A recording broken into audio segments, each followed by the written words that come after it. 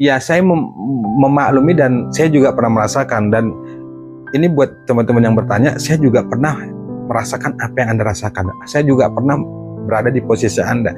Ketika kita sudah melakukan ibadah A sampai Z yang menurut kita sudah maksimal, terus pertolongan Allah belum datang, keajaiban belum datang, kadang-kadang itu timbul rasa putus asa, ingin nggak mau ibadah lagi, nggak mau doa lagi, marah, mau protes saja. Kalau itu pernah saya alami gitu. Jadi menurut saya ya bahasa saya ya wajar gitu, manusiawi lah kalau bahasa saya.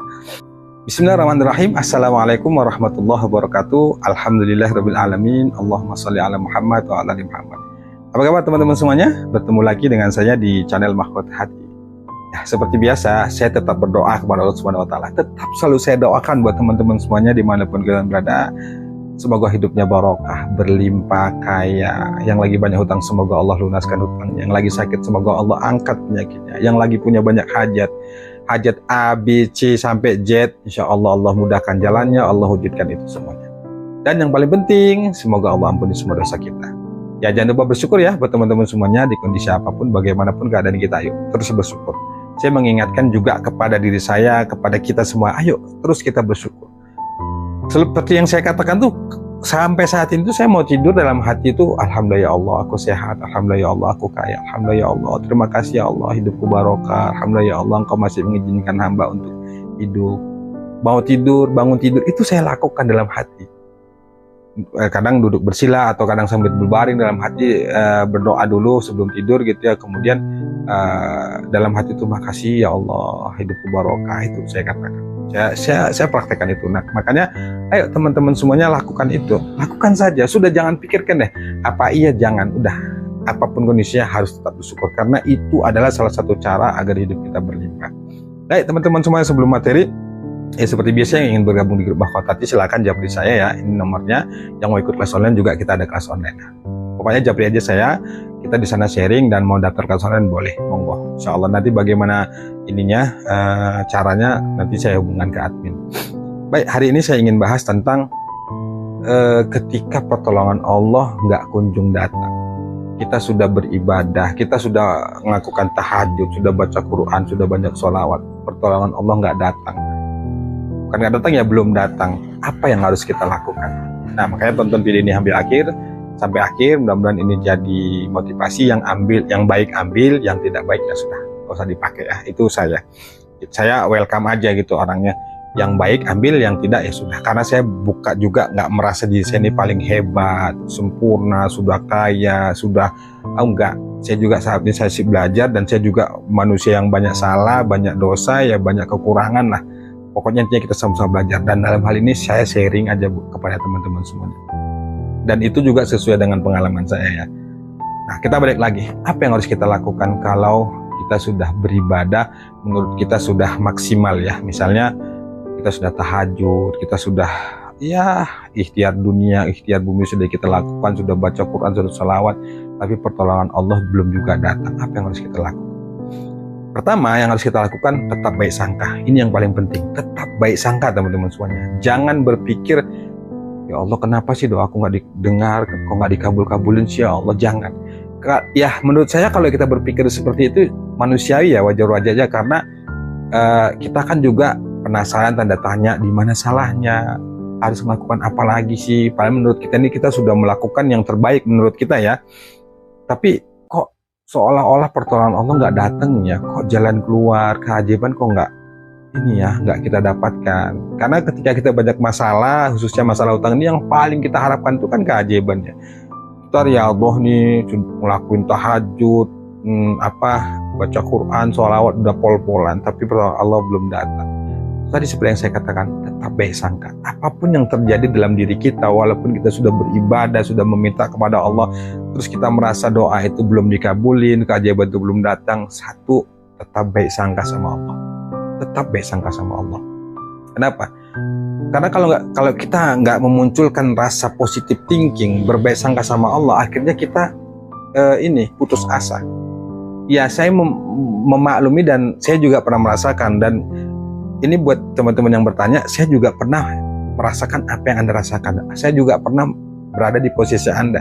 Ketika kita sudah melakukan ibadah A sampai Z yang menurut kita sudah maksimal, terus pertolongan Allah belum datang, keajaiban belum datang, kadang-kadang itu timbul rasa putus asa, ingin nggak mau ibadah lagi, nggak mau doa lagi, marah, mau protes saja ke Allah. Itu pernah saya alami gitu. Jadi menurut saya ya bahasa saya ya wajar gitu, manusiawi lah kalau bahasa saya.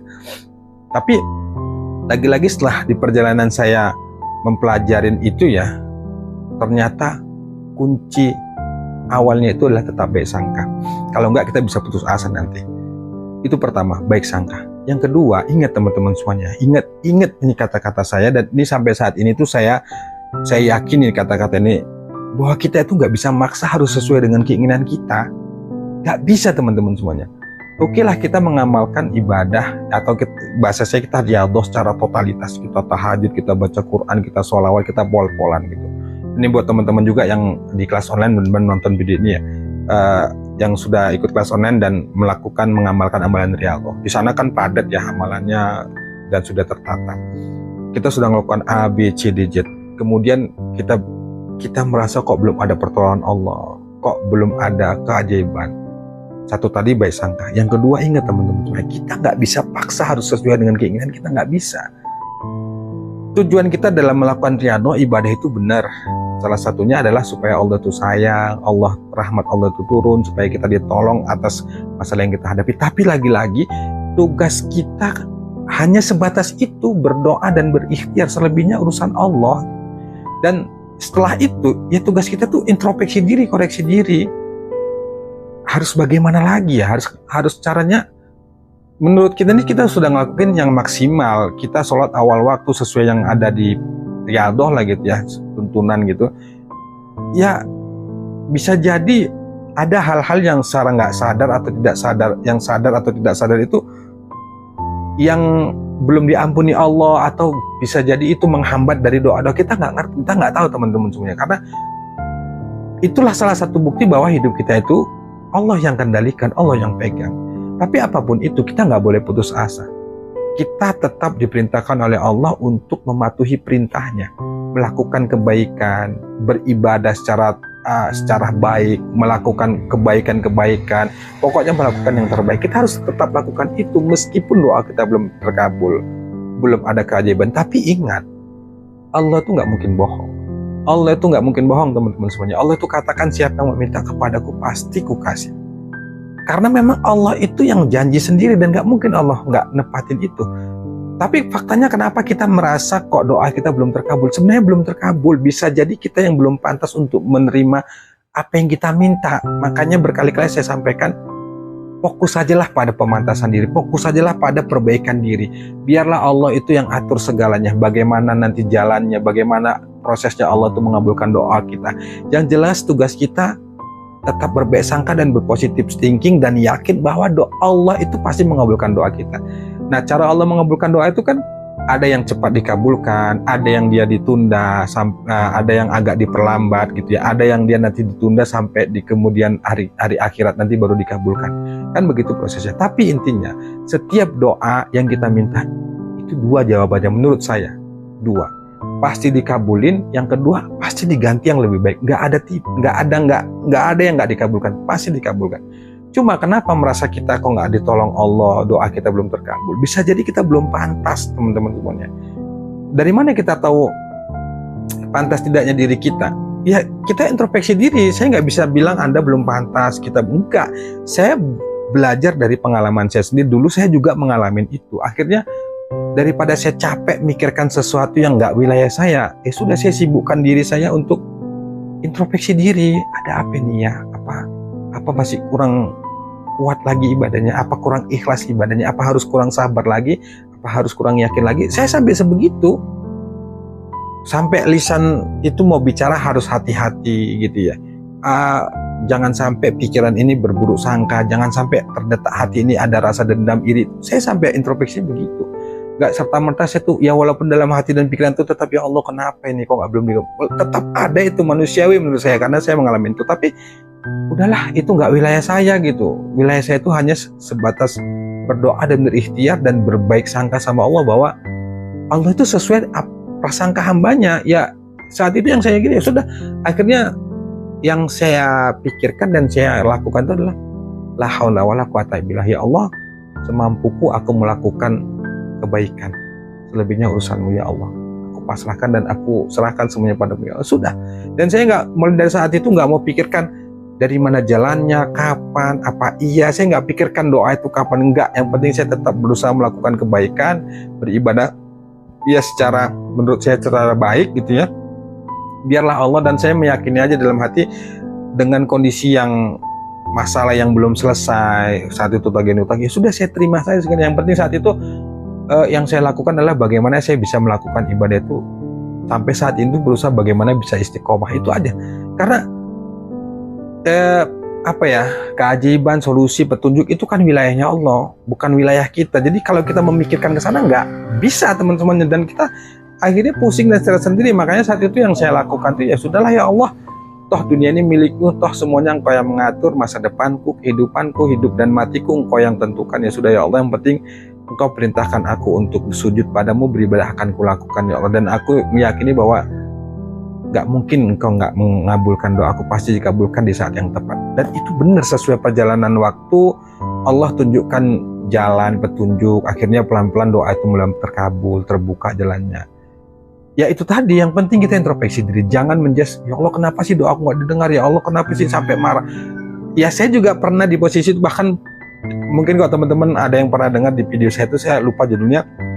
Ya kan pernah itu saya nggak sholat tuh 1 bulan lebih karena protes ke Allah, saking saya itu putus asanya menghadapin masalah itu, minta tolong itu ke Allah, kok nggak merasa dikabulin, kok nggak, seolah kayaknya kok nggak ditolong. Akhirnya saya tuh marah, protes gitu, dan saya nggak ibadah, nggak sholat, nggak apa, saya cari pelampiasan yang lain-lain.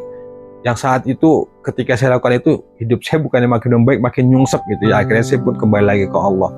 Nah itu kenapa? Ternyata setelah saya merenung, memahami, ini versi saya, bukan versi siapapun ya, versi saya, menurut saya pengalaman merenung itu tadi. Oh iya, ternyata kita nggak bisa paksa, harus sesuai dengan keinginan kita.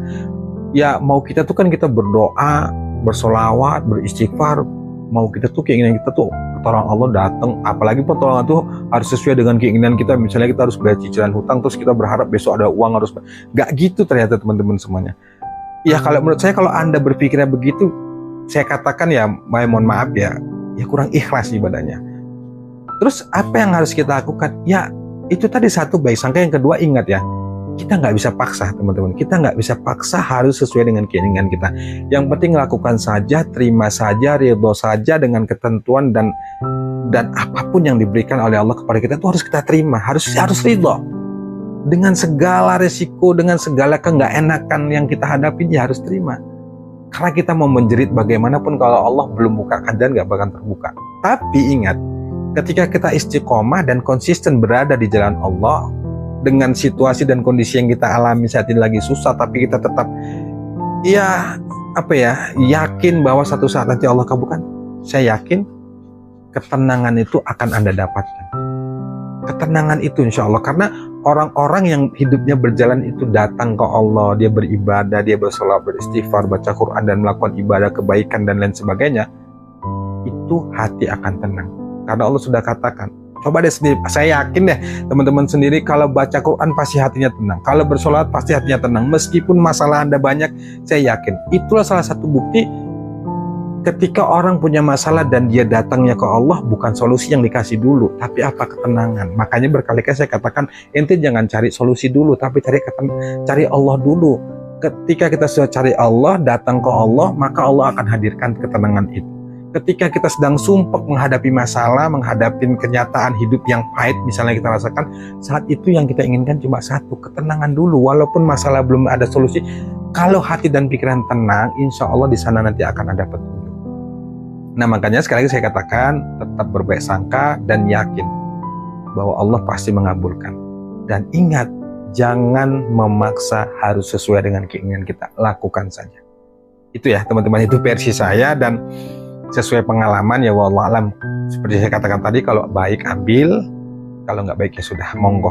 Itulah pengalaman saya. Jadi buat teman-teman saya tetap semangat, percaya dan yakin Allah pasti menolong, karena Allah Maha Penolong. Kalau bukan ke Allah, kita mau kemana lagi? Hidup ini Allah yang punya. Dunia ini Allah yang punya, Allah yang kendalikan. Mau nggak mau, suka tidak suka, terima tidak terima, kita sebagai hamba Allah yang kita harus tunduk dan patuh terhadap aturan Allah. Demikian, wassalamualaikum warahmatullahi wabarakatuh.